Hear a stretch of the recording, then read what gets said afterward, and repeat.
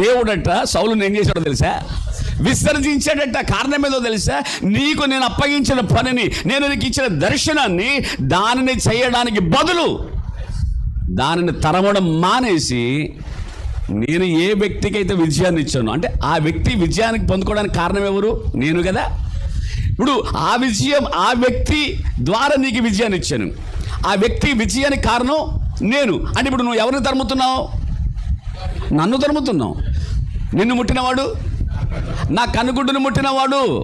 So ఇప్పుడు నువ్వు దావీదును తరమడానికి ప్లాన్ వేస్తున్నావంటే, దావీదుకి శక్తి ఇచ్చి, దావీదుకి అభిషేకం ఇచ్చి, దావీదుకి బలం ఇచ్చి, గొలియాతు మీద విజయం ఇచ్చిన నన్ను నీవు వెంటాడుతున్నావు. ఇంతకంటే దౌర్భాగ్యం ఇంకేమన్నా ఉందా? నీకేమో దావీదు అనుకుంటున్నావు, కానీ మరి దావీదుకి విజయం ఇచ్చింది ఎవరు? అంటే నీ కుర్చీ కాపాడడానికి కారణం దావీదైతే, దావీదును పక్షంగా పోరాడింది నేను కదా. ఇప్పుడు నువ్వు దావీదుకి వ్యతిరేకంగా పోరాడుతున్నావు అంటే ఎవరికి వ్యతిరేకంగా?